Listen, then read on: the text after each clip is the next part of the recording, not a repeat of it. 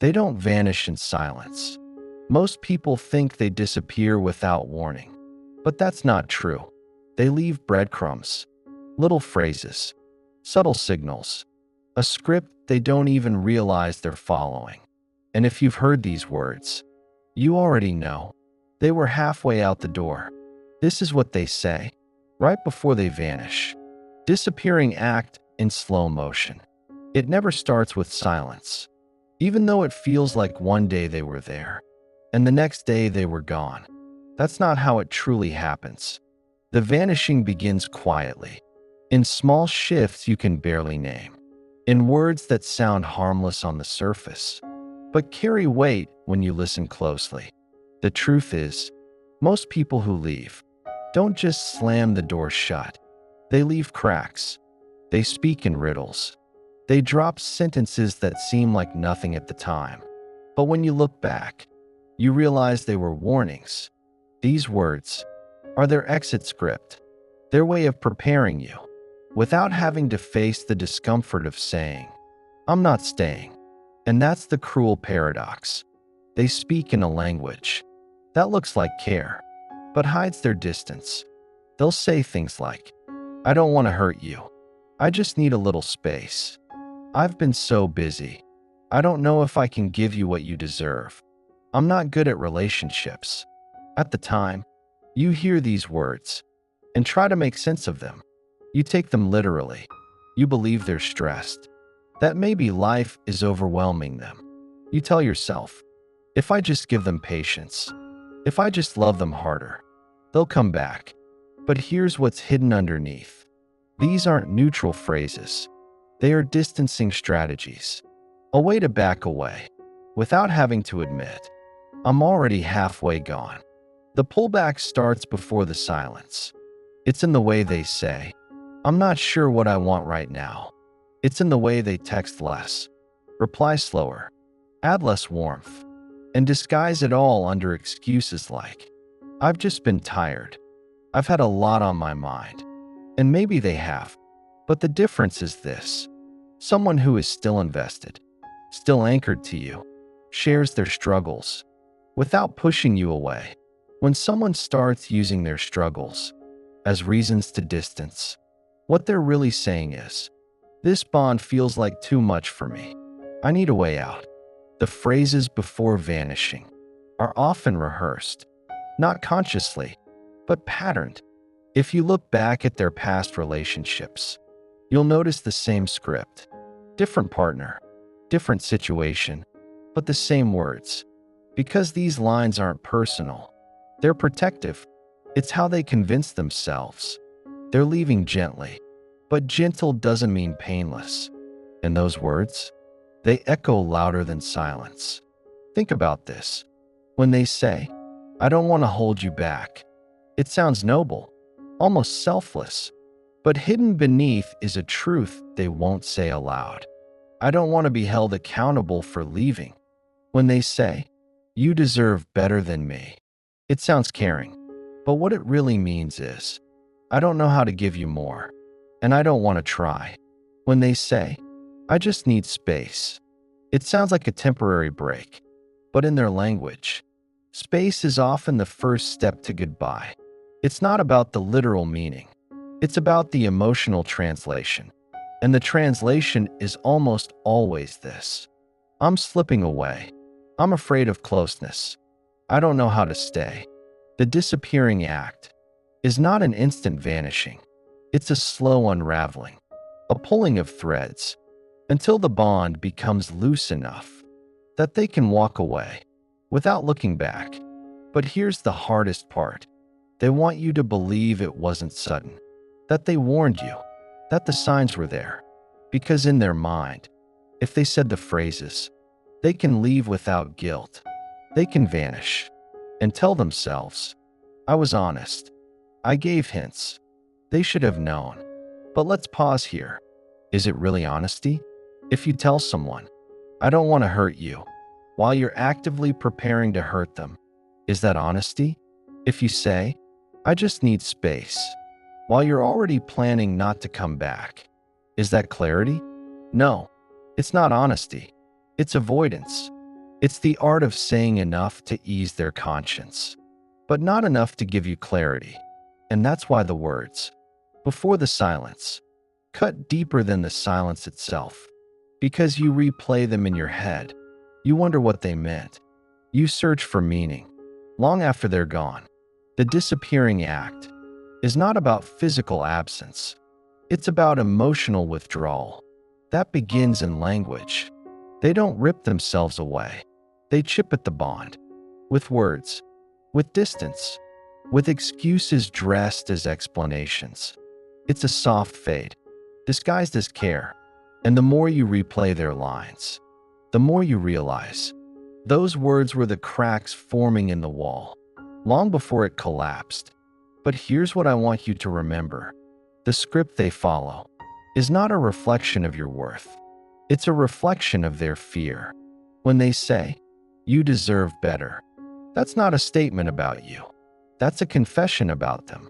They cannot meet you where you are. When they say, "I don't want to hurt you," it's not a promise of protection. It's an admission that they already know. They will hurt you. And when they vanish, the silence doesn't mean you were unlovable. It means they couldn't face the weight of loving fully. You see, the phrases before the disappearance are not closure. They are avoidance of closure. They sound gentle, but they leave you with more questions than answers. And that's the point. Because unanswered questions keep you spinning. They keep you occupied. They keep you from noticing the truth they could not say outright. I don't know how to stay. The disappearing act, in slow motion, is a performance they've rehearsed. Not because they're malicious, but because this is how they've learned to exit without shattering completely. But you're left shattered instead. Because when the words are vague, you spend months, even years, searching for the clarity they were never going to give. And that's why their phrases sting deeper than silence. Because silence eventually speaks for itself. But vague words, they echo endlessly. They live on repeat in your mind. And so, the first truth you need to hold on to is this. If someone is pulling back, if their words start sounding more like distance than connection, pay attention, not to the literal words, but to the meaning underneath. Because the vanishing never begins at the end. It begins in the middle, in the phrases, in the slow retreat disguised as care. And if you can hear it, you'll stop blaming yourself for not seeing the disappearance sooner. Because you'll realize they told you, not directly, not honestly, but they told you in the only way they knew how. Language of disguised distance. Every relationship has a language. Sometimes it's spoken out loud. Other times, it's communicated in silence. Through the pauses between texts. Through the hesitation in the voice. Through the words that mean more than they say. When someone is preparing to leave, their language changes. Not suddenly, not dramatically, but subtly, like the way seasons shift. One day you realize the leaves are gone, but they've been falling quietly all along. You'll notice it first in the small disclaimers. "I'm just not good at relationships." "I don't know if I'm ready for this." "I don't want to hold you back." These aren't confessions. They're pre-exit scripts. It's how they soften the blow in advance. How they give themselves permission to leave later. And the reason it's so powerful is this. You don't hear it as a goodbye. You hear it as vulnerability. You think they're opening up. But here's the paradox. It's not an opening. It's a closing. It's the slow construction of a wall that looks, in the moment, like honesty. Think of it like this. If someone says, "I don't know what I want," you might believe that means they're confused. That clarity will come with time. But often, it means they do know. They just don't want to say it yet. When someone says, "You deserve better than me," you might hear kindness. But what it really means is, "I don't plan to step up. I'd rather you leave me, so I don't have to leave you." And when someone says, "I just need space," You hold on to the hope that space is temporary, but in their mind, space is an escape route. Once they step out, they don't know how to step back in. This is the heartbreaking truth. The words before the vanishing aren't mistakes. They're chosen carefully, even if unconsciously. They're vague enough to protect them from guilt, but strong enough to plant doubt in your heart. And that's what makes them powerful. Because when they're finally gone, you'll replay those words over and over, asking yourself, was that the moment I should have known? The language of disguised distance doesn't sound like cruelty. It sounds like care. That's why it confuses you. If they yelled at you, if they insulted you, if they slammed a door, you would know it was ending. But when they say, I don't want to hurt you, it feels like protection. It feels like care. It feels like they're trying to shield you. But the reality is harsher. It's not protection. It's pre-abandonment. This is what makes it so disorienting. The words don't match the actions. They speak of not wanting to cause pain, while causing pain through withdrawal. They speak of needing space, while filling that space with silence. They speak of not wanting to hurt you, while doing the very thing that leaves you hurting most. And you, because you are hopeful, because you are invested, because you believe in love, take the words at face value. You tell yourself, they said they don't want to hurt me, so maybe they'll come back. But words are only half of the truth. The actions tell the other half. And when the actions contradict the words, trust the actions. The disguised distance always hides in patterns. Think back. Did their text shorten? Did good morning turn into hey, and then into nothing at all? Did phone calls that used to last an hour become 10 minutes, then 5, then excuses about being too tired? Did plans that once felt exciting become maybe later? We'll see. Not this week. Each excuse sounds innocent, but strung together, they form the quiet script of withdrawal. It's not random. It's gradual, and it's always rehearsed in one way or another. Why does this script repeat? Because for people who struggle with intimacy, it feels safer to leave in whispers than to leave in truth. Truth requires confrontation. Truth requires saying, I don't want this anymore. But whispers make it look like fate, like circumstances, like bad timing, anything but their choice. That's why the script is vague. That's why the words sound tender. Because if they can convince you that it wasn't really their fault, they can leave without guilt. But here's the problem for you. That vagueness transfers the burden. They leave you carrying the weight of interpretation. You sit there, days, weeks, months later, still trying to decode their last sentences. Did I just need time mean they'll come back? Did you deserve better mean they never loved me?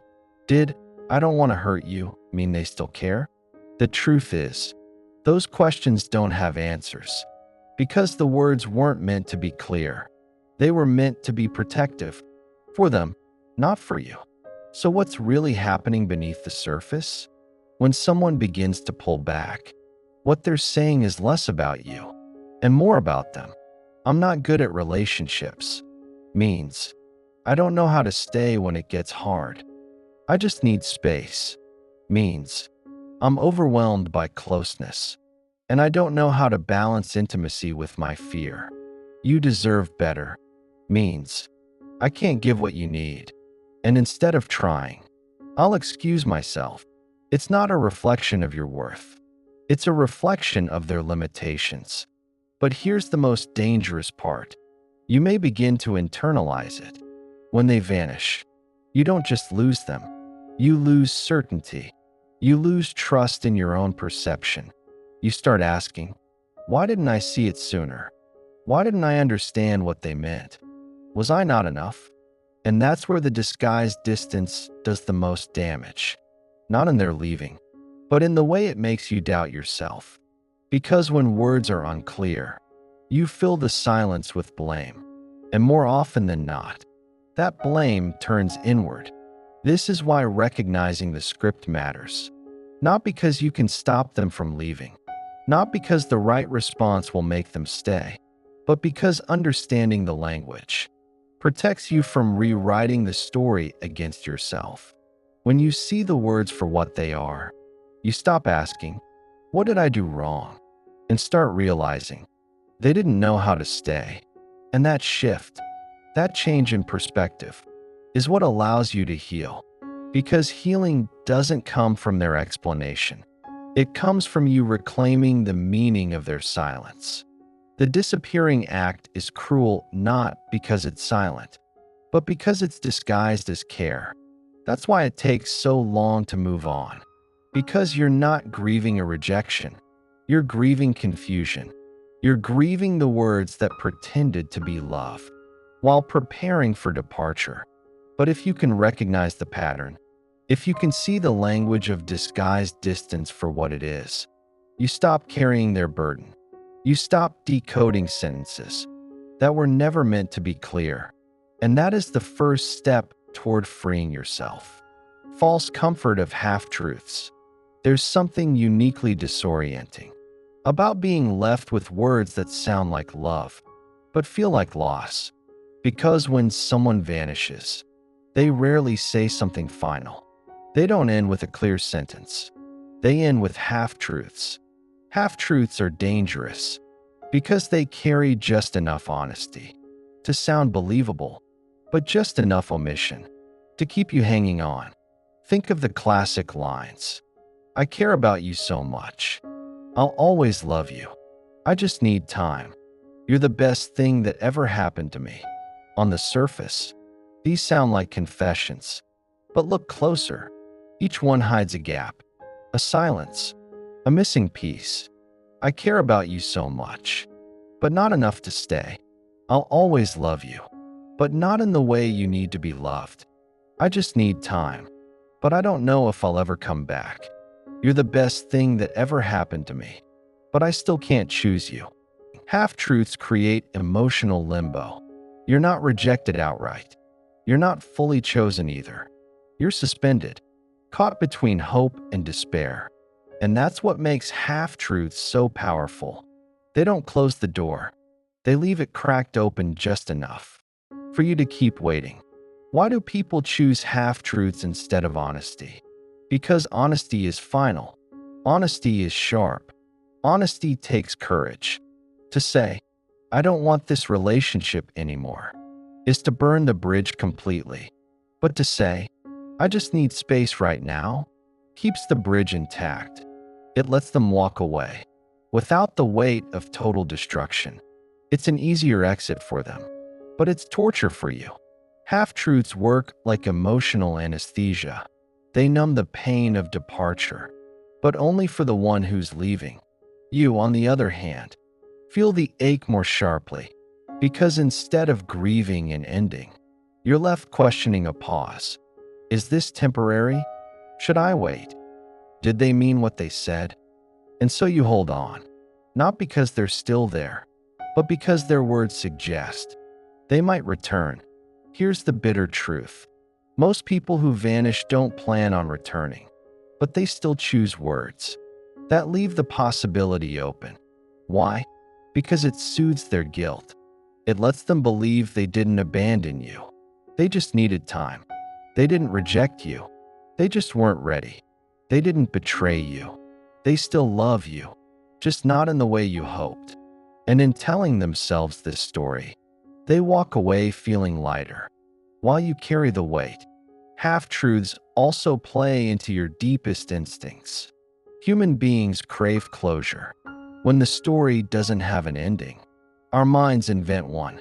We replay conversations, analyze every phrase, search for hidden meanings. The half-truth becomes a puzzle piece you can never quite fit, and so the puzzle stays unsolved, keeping you emotionally invested long after they've left. This is why half-truths are more destructive than outright rejection. If someone said, "I don't want you anymore," you would grieve, You would rage, but eventually you would accept. But when someone says, I care about you, I'm just not ready, you live in the waiting room of hope. You sit there, watching a door that may never open. And that waiting can last months, sometimes years, because you're not grieving a death. You're grieving a maybe. Half-truths are not accidents. They're survival tools for the one leaving. They preserve self-image. I didn't really hurt them. I was kind. For you, they prolong the attachment. You can't detach from someone who hasn't fully detached from you. It's a cycle that keeps you bound. One leaves without guilt. The other waits without clarity. But here's what's most painful. Half-truths often sound like tenderness. When they say, you mean so much to me, you believe it because it feels true. And maybe it is true, but truth without commitment is just a comfort phrase. When they say, I'll always love you, you hold on to it because love is what you've been giving, and love is what you need in return. But love without action is just sentiment. And when they say, you deserve better, you may even defend them. You may say, no, I don't want better. I want you. But what they're really saying is, I don't want to rise to what you deserve. The false comfort of half-truths is that they feel like safety while hiding the storm. They sound gentle. They sound soft. They sound like reassurance. But what they really do is keep you tied to someone who has already let go. They're not bridges. They're illusions of bridges. And the sooner you see them as such, the sooner you can stop waiting on a road that leads nowhere. So how do you protect yourself from the trap of half-truths? It starts with this. Listen not only to what is said, but also to what is missing. When someone says, I care about you so much, ask yourself, do their actions reflect care? When someone says, I just need space, ask yourself, do they ever return after taking it? When someone says, you deserve better, ask yourself, are they willing to be better? The answers don't lie in their words. They lie in the consistency between their words and their actions. Once you begin to see the gaps, the half-truths lose their power. You realize that I'll always love you doesn't mean I'll stay. That I just need time doesn't mean I'm coming back. That you deserve better doesn't mean I'm going to rise to meet your worth. It means the opposite. It means the love is sentimental, not sustainable. It means the time is indefinite. It means the worth is acknowledged, but not matched. This realization is not easy because it strips away hope. And hope, even false hope, is hard to surrender. But once you see half-truths clearly, you begin to understand this.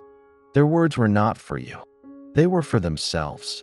They weren't trying to protect you. They were trying to protect their image, their comfort, their exit. And once you accept that, you stop waiting for the door to open. You stop rereading the script. You stop giving your energy to words that were never designed to sustain you. The false comfort of half-truths is one of the most painful stages of being left, but it's also where your power lies. Because once you recognize the pattern, you gain the freedom to rewrite the meaning. You stop asking, do they still love me? And start asking, do these words align with real love? You stop asking, will they come back? And start asking, do I want to keep waiting for someone who left me with riddles instead of truth? And in that shift, you reclaim what the half-truth tried to steal. Your clarity, silence that speaks louder than words. Sometimes, what they don't say hurts more than what they do. Silence is a language, and for many who vanish, it's their sharpest weapon. Think about it. Words at least give you something to hold. Even half-truths give you fragments. But silence is a void. It's unanswered texts, calls that never return, messages left on read. It's the sound of a door shutting, without explanation, and it leaves you, not just abandoned, but invisible. Silence creates the deepest wound, because it forces you to do the talking. You fill in the blanks. You invent the explanations. You write the story yourself. But every version ends the same, with you questioning your worth. Did I say too much? Did I push too hard? Was I not enough? And in the absence of answers, you blame yourself. Silence also manipulates time. When someone disappears without a word, your healing stalls, because grief needs a beginning, a middle, and an end. But silence denies you the ending. It freezes you in the what happened. It keeps you locked in a cycle of searching, and that cycle can last far longer than the relationship itself. Why do people choose silence instead of truth? Because silence feels easier. It avoids confrontation. It avoids guilt. It avoids seeing your pain. To them, vanishing is simpler than explaining. It feels cleaner. But clean for them is messy for you. Their silence isn't about sparing your feelings. It's about sparing their comfort. But silence isn't empty. It carries a message, even if unspoken. Silence says, I don't know how to face you. Silence says, I don't want to be accountable. Silence says, my ease matters more than your clarity. It's not neutral. It's not passive. It's communication, just in its most painful form. For the one left behind, silence can feel like abandonment twice over. First, abandoned as a partner. Then, abandoned as a human being, worthy of respect. It strips you not only of the relationship, but of the dignity of an explanation. And that can feel worse than the breakup itself. Here's the paradox. Silence can be loud. You replay the last conversation. You analyze every detail. You look for clues, for signals, for signs. The silence echoes louder than words ever could, and every unanswered question becomes a knife you turn inward. But there's another truth. Silence doesn't always mean absence of feeling. Some disappear because they're overwhelmed, because they're ashamed, because they're afraid of their own emotions. They stay silent because words would expose too much. In this way, silence becomes a shield, not from you, but from themselves. Still, shield or not, the effect is the same. You are left outside, knocking on a door that will not open. And while they may escape the discomfort of honesty, you are left to live with the torment of ambiguity. This is why silence often hurts more than cruelty. A cruel goodbye, at least, is final. It leaves no room for guessing. It's sharp, but it's clear. Silence, on the other hand, is endless. It leaves you chasing shadows. It leaves you awake at night, crafting imaginary conversations that will never happen. Here's the most important thing to remember. Silence is still an answer. It may not be the answer you wanted, but it is communication. It tells you something vital. Their avoidance of honesty is itself the truth. Because if someone valued you enough, they would give you words. They would face you. They would speak, even if the words were hard. So when they choose silence, they're still telling you everything, just not with their voice. But your mind resists this truth, because silence keeps hope alive. No answer can sound like, maybe later. It can sound like, they just need time. It can sound like, if I wait, they'll come back. And that's why silence can be even more addictive than words, because it leaves space for your imagination to build hope. But hope built on silence is hope that feeds on nothing. It's like watering a plant that has no roots. You pour, you wait, but nothing grows. And the longer you keep watering, the more drained you become. So what do? When silence is all you get, you do what they could not. You choose to speak the truth to yourself. You say, "This silence is not about my worth. This silence is not about me failing. This silence is about their inability to face what they feel. And most importantly, this silence is my closure." Because waiting for words from someone who chooses silence is waiting forever. When you decide that silence is your answer, you reclaim your power. You stop interpreting their absence as something you caused. You stop writing chapters in a book they've already closed. You recognize that respect does not require begging, that love does not hide behind avoidance, and that anyone who cannot give you words cannot give you love. Silence, in the end, is not an empty gesture. It's a full stop. It's punctuation, even if it feels like a blank page. And while they may have chosen it to escape their discomfort, you can choose to interpret it differently, not as a wound that defines you, but as proof that you deserve better, proof that you deserve someone who does not run from conversations, proof that your voice should not echo into emptiness, but be met with presence. The silence that speaks louder than words is devastating, but it's also clarifying, because it tells you, with brutal honesty, this is who they are, this is what they can give, and this is not enough for you. And that clarity, while painful, is the very thing that sets you free, turning their vanishing into your beginning. When someone vanishes, it feels like the end of trust, the end of love, the end of safety. But what if I told you their vanishing is not your ending, it's your beginning? Think about it. The last words they spoke, the silence they left behind, the confusion they created, that is the final page of their chapter in your story, not the story itself, just their part in it.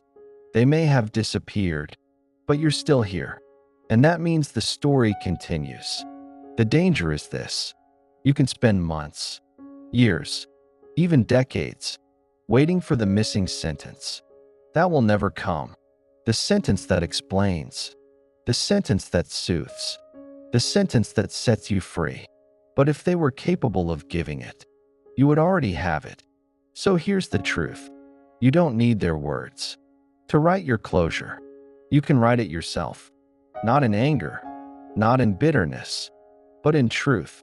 You can choose to say, "They left, but I stayed, and I will not let their silence become my prison." When they vanish, they think they've taken control. They decide when the conversation ends. They decide when the door closes. They decide when to walk away. But here's what they don't know: you have the power to decide what happens next.